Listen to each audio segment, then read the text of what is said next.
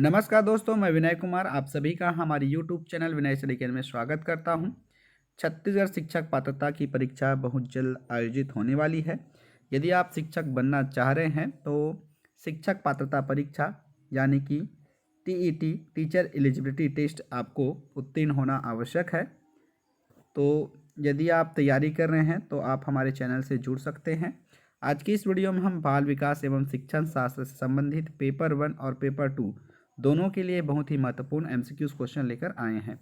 यदि आप हमारे चैनल पर पहली बार आए हैं तो प्लीज़ चैनल को सब्सक्राइब कर दीजिएगा, बेल आइकन को प्रेस कर दीजिएगा ताकि आने वाले जितने भी वीडियो हैं उनके नोटिफिकेशन आप तक पहुंचती रहे। साथ ही साथ आप हमारे चैनल को ज्वाइन भी कर सकते हैं। बाल विकास एवं शिक्षण शास्त्र से संबंधित आज का हमारा पहला प्रश्न है, भूख और प्यास है। इसके 4 ऑप्शन दिए हुए हैं। व्यक्तिगत प्रेरक, जन्मजात प्रेरक, सामाजिक प्रेरक और अर्जित प्रेरक।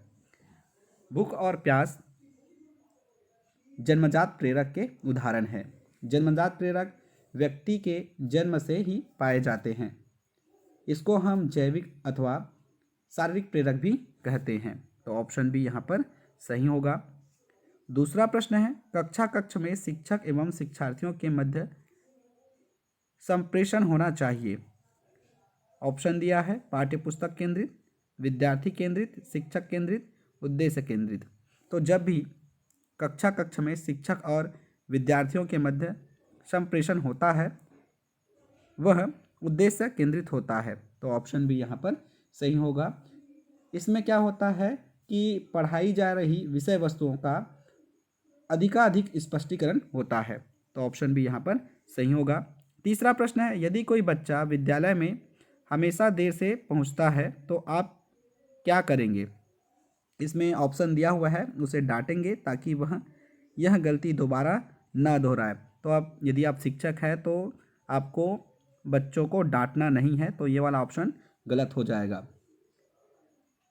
प्रधान आचार्य को बताएंगे, ये भी आवश्यक नहीं है। यदि आप शिक्षक हैं तो बच्चों को आप समझाने का प्रयास करेंगे, न कि डांटेंगे, न ही उसका शिकायत करेंगे। उसके माता पिता से संपर्क करेंगे, ये भी आवश्यक नहीं है। बच्चे से बातचीत करके कारण जानने का प्रयास करेंगे। जी, ये उपयुक्त आंसर है ऑप्शन डी।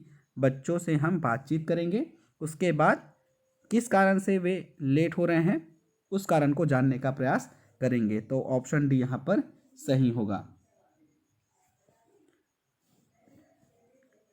दोस्तों, यदि आप इंस्टाग्राम चलाते हैं, फेसबुक चलाते हैं या ट्विटर चलाते हैं तो आप हमें फॉलो कर सकते हैं। चौथा प्रश्न है, वर्तमान समय में शिक्षा का सबसे उपयुक्त उपागम कौन सा है। इसमें ऑप्शन दिया है व्यवहारवादी उपागम, सृजनवादी उपागम, संरचनात्मक उपागम, मानवतावादी उपागम। तो आज बढ़ती हुई प्रतिस्पर्धात्मक जीवन शैली में शिक्षा हेतु सर्वाधिक उपयुक्त उपागम सृजनवादी उपागम है। तो ऑप्शन बी यहाँ पर सही होगा। पांचवा प्रश्न है, स्कूलों में अधिकतर शिक्षकों में अपने छात्र के लिए किसका सर्वाधिक अभाव पाया जाता है। इसमें ऑप्शन दिया है स्नेह, क्रोध, दोषारोपण और घृणा। स्कूलों में अधिकतर शिक्षकों में अपने छात्रों के लिए घृणा की भावना बहुत कम पाई जाती है। तो ऑप्शन डी यहाँ पर सही होगा। छठवां प्रश्न है, परीक्षा में विद्यार्थियों से किस प्रकार के प्रश्न पूछने चाहिए। ऑप्शन दिया है स्मृति एवं समझ आधारित, वस्तुनिष्ठ एवं विषयगत, समझ एवं अनुप्रयोग आधारित, केवल वस्तुनिष्ठ। परीक्षा में विद्यार्थियों को समझ और ज्ञान पर आधारित प्रश्न बालक के मानसिक स्तर का पता लगाने में सहायक होता है, इसलिए आप ऐसे प्रश्न पूछ सकते हैं। तो इसका सही उत्तर होगा ऑप्शन सी, समझ एवं अनुप्रयोग आधारित। सातवां प्रश्न है, एक कक्षा में बहुभाषी विद्यार्थी हैं, यह स्थिति उत्पन्न करती है। इसमें 4 ऑप्शन हैं, शिक्षण अधिगम प्रक्रिया में बाधा, विद्यार्थियों के मध्य सामंजस्य की समस्या, अध्यापक में कुंठता, सीखने के समृद्ध संसाधन। राष्ट्रीय पाठ्य चर्चा की रूपरेखा के अनुसार बहुभाषा को शिक्षण अधिगम प्रक्रिया में एक महत्वपूर्ण संसाधन के रूप में प्रयोग किया जा सकता है। अतः कक्षा में उपस्थित कोई बहुभाषी शिक्षार्थी या विद्यार्थी सीखने हेतु एक समृद्ध संसाधन है। तो ऑप्शन डी यहाँ पर सही होगा। 9वां प्रश्न है, निष्पत्ति लब्धि AQ का सूत्र होता है। तो AQ का मतलब होता है अचीवमेंट क्वांटिटेंट, शैक्षणिक उपलब्धि। आकलन एक महत्वपूर्ण सूचकांक है। इसमें हम छात्र की शैक्षणिक आयु, एजुकेशनल एज तथा मानसिक एज, मेंटल एज के अनुपात में 100 से गुणा करके प्राप्त करते हैं। तो इसमें ऑप्शन दिया है, उसमें सही ऑप्शन होगा AQ is equal to EA upon MA into 100। Option D यहाँ पर सही होगा, शैक्षणिक आयु बटे मानसिक आयु गुणित 100।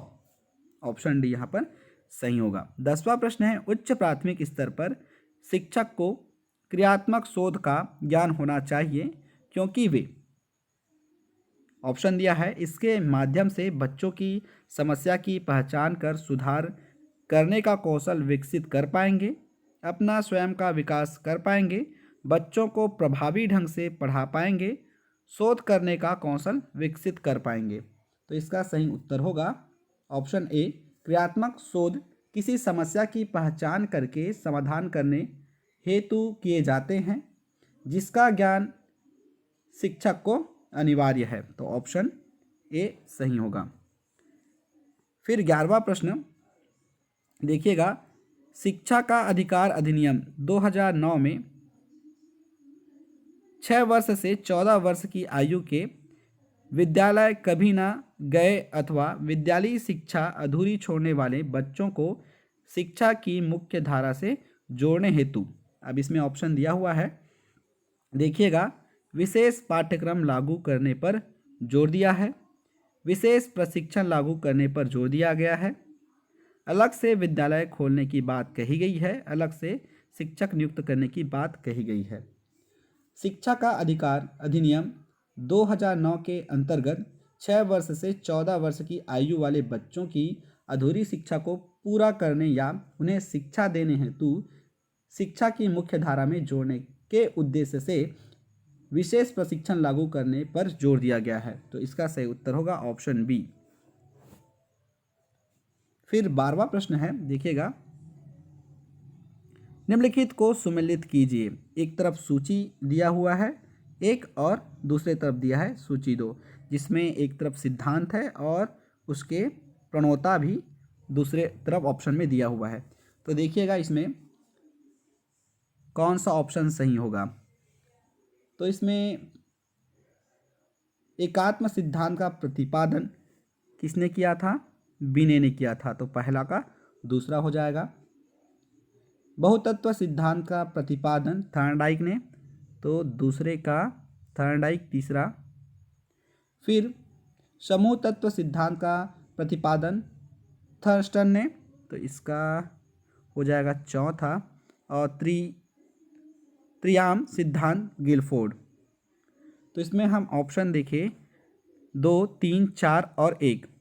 तो इसमें 2 सबसे पहले देखते हैं, तो कोई भी ऑप्शन में 2 नहीं दिखाई दे रहा है, तो इसका सही उत्तर होगा 2, 3, 4 और 1। 13वां प्रश्न है, यदि आपकी कक्षा का कोई बच्चा प्रायः चुप रहता है तो आप क्या करेंगे?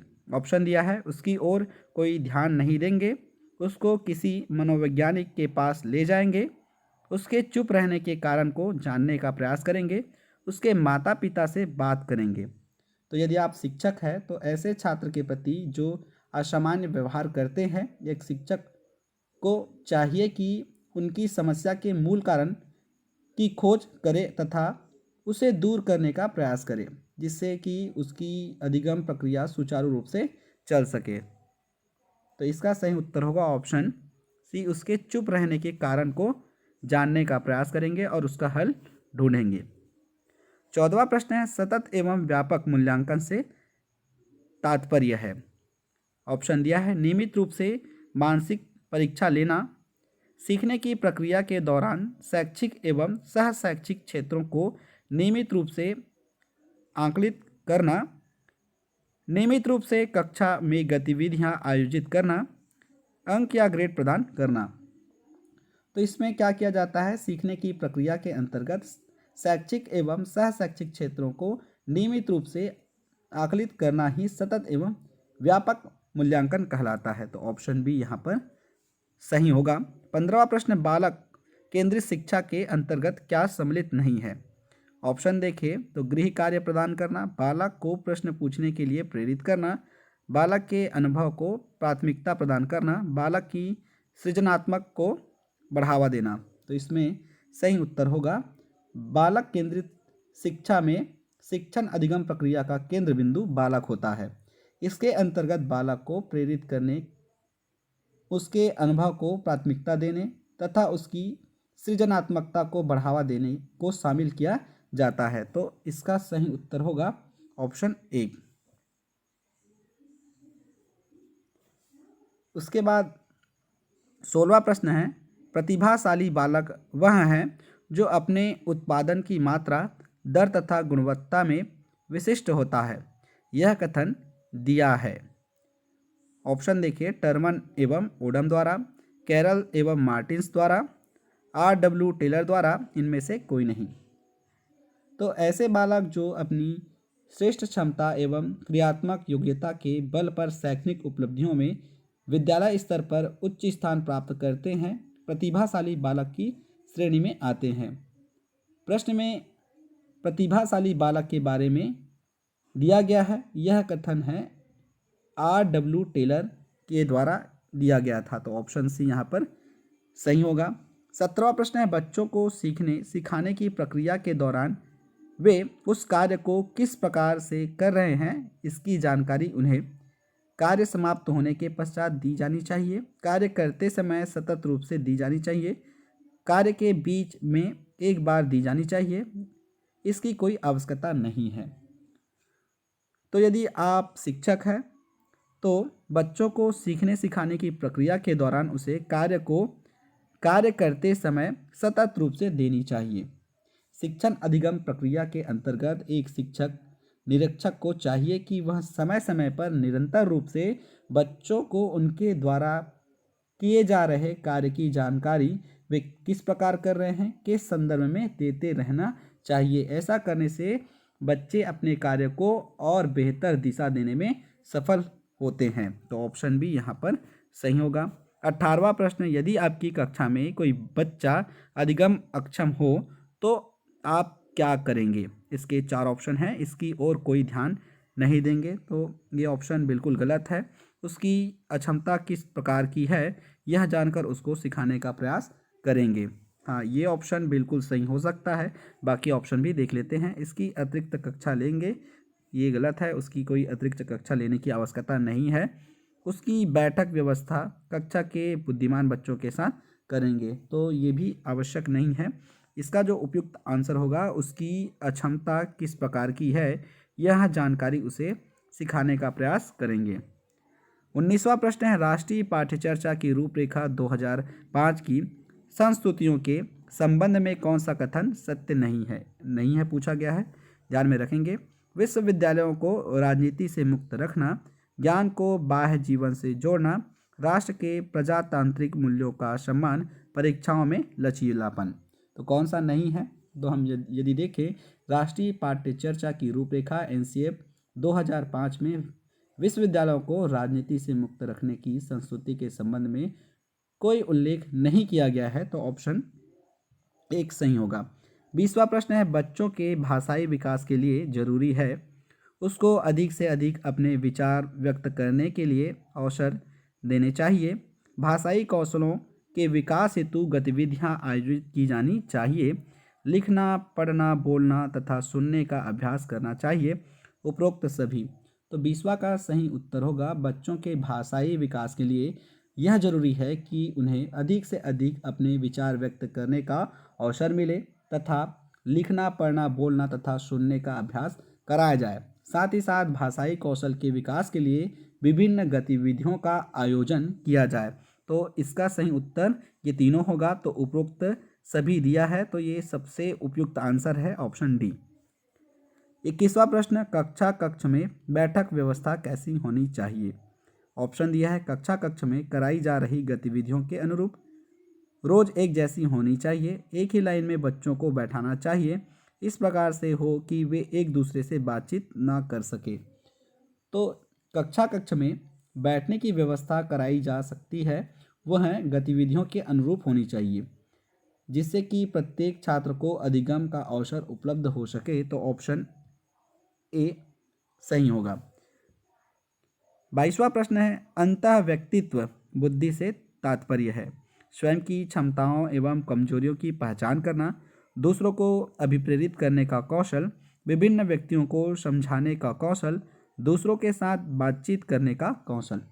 तो 22 का सही उत्तर होगा, अंतर व्यक्तित्व बुद्धि से तात्पर्य ऐसी सामान्य मानसिक क्षमता से है जिसके माध्यम से कोई व्यक्ति विभिन्न व्यक्तियों को समझता है। तो ऑप्शन सी, विभिन्न व्यक्तियों को समझने का कौशल सही होगा। 23वां प्रश्न, वर्तमान समय में शिक्षक की भूमिका है ज्ञान देने वाले की, सुगमकर्ता की, मित्र की, प्रबंधक की। देखिए ये प्रश्न टेट में बार बार पूछा जाता है, इसे आप मोस्ट आईएमपी कैटेगरी में रख सकते हैं और इसका सही उत्तर होगा, प्रारंभ से ही शिक्षक शिक्षण पद्धति एवं विद्यालय की वास्तविक गत्यात्मक शक्ति रहा है, किंतु उसकी भूमिका समय समय अनुसार बदलती रहती है। आज के समय में शिक्षक को सुगमकर्ता के रूप में देखा जाता है। तो इसमें सही उत्तर होगा ऑप्शन बी। देखिए ये जो ऑप्शन है बार बार बदलते रहता है, तो आप इसे ध्यान में रखेंगे। आपको लगता है कि आपकी कक्षा में कुछ बच्चे बहुत तेज गति से सीख रहे हैं और कुछ बहुत धीमी गति से, इस परिस्थिति में आप क्या करेंगे? ऑप्शन दिया है, तेज गति से सीखने वाले बच्चों को आगे बढ़ने देंगे, धीमी गति से सीखने वाले बच्चों पर कोई ध्यान नहीं देंगे। तो यदि आप शिक्षक हैं तो ये वाला ऑप्शन बिल्कुल गलत हो जाएगा, इस बात पर कोई ध्यान नहीं देंगे, ये भी गलत हो जाएगा। तेज गति से सीखने वाले बच्चों की सहायता धीमी गति से सीखने वाले बच्चों को सिखाने हेतु लेंगे। तो इसका सही उत्तर होगा ऑप्शन डी। ऐसी स्थिति में हम बेहतर कर पाएंगे कि तेज गति से सीखने वाले बच्चों की सहायता धीमी गति से सीखने वाले बच्चों को सिखाने के लिए ली जाए। आगे बढ़ते हैं। 25वां प्रश्न, शिक्षण अधिगम प्रक्रिया की दृष्टि से एक अच्छा शिक्षक वह है जो कक्षा में बातचीत रोकने में सफल हो जाता है। तो ये गलत है, क्योंकि शिक्षक का कार्य ये नहीं होता। बातें करने वाले को दंडित करना है, ये भी बिल्कुल गलत है। आप शिक्षक के नाते किसी को दंडित नहीं कर सकते। उदासीन है, ये भी बिल्कुल गलत है। तो आपको इसका आंसर मिल गया। जो सोचता है कि बातचीत को सीखने के संसाधन के रूप में उपयोग किया जा सकता है, तो ऑप्शन डी यहाँ पर बिल्कुल सही होगा। शिक्षण अधिगम प्रक्रिया इस बात पर बल देती है कि सीखने हेतु अधिक से अधिक संसाधनों का प्रयोग किया जाना चाहिए। अतः जो यह सोचता है कि बातचीत को सीखने के संसाधन के रूप में उपयोग किया जा सकता है, वह एक अच्छा शिक्षक होगा। 26वां प्रश्न है, प्रयोजना विधि के प्रतिपादक है। ये भी काफ़ी इम्पोर्टेंट प्रश्न है, ध्यान में रखेंगे और इसमें सही उत्तर आपको कमेंट करके बताना है। देखिएगा, दुर्खिम, प्लूटो, किलपैट्रिक और शुक्रात। इसका सही उत्तर होगा किलपैट्रिक। प्रयोजना विधि के प्रतिपादक किलपैट्रिक है। इस विधि का मूल उद्देश्य बच्चों में नियंत्रित विभिन्न क्रियाकलापों द्वारा ऐसे कौशलों को विकसित करना होता है जो जीवन की वास्तविक परिस्थितियों से जुड़ी हो। तो इसका सही उत्तर होगा ऑप्शन सी, किलपैट्रिक। आगे बढ़ते हैं। 27वां प्रश्न, मूल्यांकन प्रक्रिया के 3 महत्वपूर्ण बिंदु है। ये भी काफ़ी इंपॉर्टेंट प्रश्न है। उद्देश्य, अधिगम, अनुभव व मूल्यांकन के उपकरण। ऑप्शन बी, छात्र, अध्यापक व उद्देश्य, सी, छात्र, समाज व अधिगम के अनुभव, डी, छात्र, परीक्षा व परिणाम। तो इसका सही उत्तर होगा उद्देश्य, अधिगम, अनुभव व मूल्यांकन के उपकरण। ऑप्शन ए सही होगा। मूल्यांकन शिक्षण अधिगम प्रक्रिया का एक ऐसा सोपान है जिसमें शिक्षक यह सुनिश्चित करता है कि उसके द्वारा की गई शिक्षण व्यवस्था कितनी सफल हो रही है। इसकी प्रक्रिया के महत्वपूर्ण अंग उद्देश्य, अधिगम अनुभव मूल्यांकन के उपकरण हैं। तो ऑप्शन ए यहाँ पर सही होगा। 28वां प्रश्न है, कक्षा का वातावरण होना चाहिए शांत, शोरगुल से भरा, अनुशासन से पूर्ण और मित्रता पूर्ण। तो इसमें हम देखें तो कक्ष में अधिगम प्रक्रिया को सुचारू रूप से बनाए रखने के लिए महत्वपूर्ण है कि कक्ष का वातावरण मित्रतापूर्ण हो। तो ऑप्शन डी सही होगा। शांत, शोरगुल से भरा हुआ, अनुशासन से पूर्ण, ये तीनों आवश्यक नहीं है, सबसे ज़्यादा आवश्यक है मित्रतापूर्ण। उसके बाद 29वां प्रश्न, कठोर शिल्प उपागम किस सिद्धांत पर आधारित है। ध्यान रखेंगे, कठोर शिल्प उपागम किस सिद्धांत पर आधारित है। औद्योगिक, इंजीनियरिंग, व्यावसायिक और अनुदेशन। तो इसका सही उत्तर होगा कठोर शिल्प उपागम इंजीनियरिंग सिद्धांत पर आधारित है। तो ऑप्शन बी सही होगा। 30वां प्रश्न, किशोर अवस्था में बच्चे किस प्रकार की समस्या का सामना करते हैं। शारीरिक एवं मानसिक परिवर्तन से समायोजन करना, अपने साथियों से समायोजन करना, अपने माता पिता से समायोजन करना, पढ़ाई संबंधी समायोजन करना। तो इसका सही उत्तर ऑप्शन ए होगा, शारीरिक एवं मानसिक परिवर्तन से समायोजन करना, ऑप्शन ए। किशोर अवस्था वह अवस्था है या वह समय है जिसमें विचारशील व्यक्ति बाल्यावस्था से परिपक्व अवस्था की ओर संक्रमण करता है। इस अवस्था में बालक सामान्यतः शारीरिक और मानसिक परिवर्तन से समायोजन करने में कठिनाई महसूस करता है। तो ऑप्शन ए यहाँ पर बिल्कुल सही होगा। थैंक यू दोस्तों, वीडियो कैसा लगा कमेंट करके हमें ज़रूर बताइएगा और इसी प्रकार के वीडियो के लिए आप हमारे चैनल पर बने रह सकते हैं।